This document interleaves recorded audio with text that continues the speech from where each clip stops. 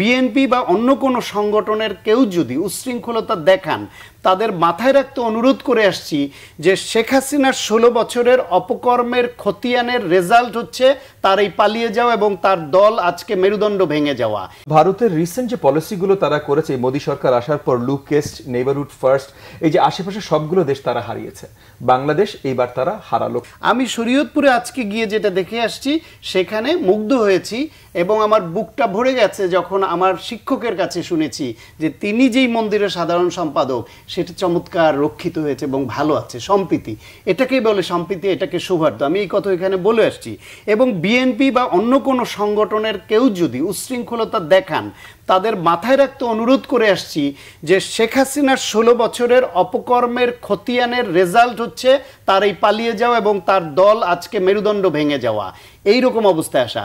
এখন সেটা থেকে যদি শিক্ষা আমরা না নেই তাহলে হবে না। বিএনপি কিন্তু ইতিমধ্যে দল থেকে নির্দেশ দিয়েছে, ম্যাডাম খালেদা জিয়া তা বলেছেন, অ্যাক্টিং চেয়ারম্যান তারেক রহমান প্রতিদিন বলছেন, এবং দল থেকে কিছু কিছু জায়গায় উচ্ছৃঙ্খলতার নজির পেলে তাদের বহিষ্কারও করা হচ্ছে। ফলে আমি মনে করি এতদিন ৩টা দিন সরকার শূন্য দেশ ছিল, সমস্ত পুলিশ বাহিনী পালানো, কেউ নেই, আইন শৃঙ্খলা কে রক্ষা করবে? সরকার বলতে কিছু নেই। শেখ হাসিনা পদত্যাগ করলেন, পালালেন, প্রেসিডেন্ট সংসদ ভেঙে দিল, সেনাবাহিনীও তো ক্ষমতা নেয়নি, তাহলে সরকারটা কে? দেশ পরিচালনা কে করছে? শূন্য। সেই শূন্য অবস্থায়ও যেখানে আওয়ামী লীগের নেতারা, বড় বড় নেতারা বলছিলেন যে আওয়ামী লীগের পতন হলে এক রাতে কত লক্ষ, 10 লক্ষ লোককে নাকি খুন করবে, তারা আশঙ্কা করেছিল। কেন করেছিল? তারা ওই পরিমাণ অপকর্ম করেছিলেন বলেই আশঙ্কা তৈরি হয়েছিল।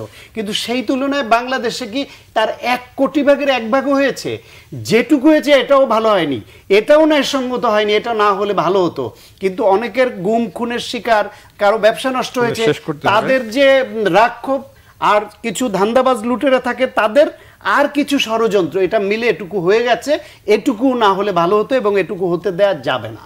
ভারত আমাদের বন্ধু দেশ হওয়ার কথা এবং আমাদের বন্ধু দেশ আমরা সবসময় চাই, কিন্তু ভারতের রিসেন্ট যে পলিসিগুলো তারা করেছে মোদী সরকার আসার পর লুকেস্ট নেইবারহুড ফার্স্ট, এই যে আশেপাশে সবগুলো দেশ তারা হারিয়েছে, বাংলাদেশ এইবার তারা হারালো। কারণ কি? তারা জোরপূর্বক তাদের ক্ষমতা বল প্রয়োগ করে বাংলাদেশ ধরে রাখতে চেয়েছিল, বন্ধুত্বের খাতিরে না।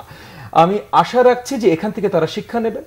এই যে তাদের ন্যাশনাল সিকিউরিটি অ্যাডভাইজার দোভাল সাহেব, উনিও চাকরিচ্যুত হবেন এবং নতুন ফরেন পলিসি, মোদী সরকারের মাথায় আরেকটু বুদ্ধি আলো খুলবে, নতুন ফরেন পলিসি তারা ধরবেন। এবং এই যে সজীব ওয়াজেদ জয়কে নিয়ে, তাদের মিডিয়াকে নিয়ে যেসব পাগলের প্রচার করছেন, এগুলো তারা বন্ধ করবেন।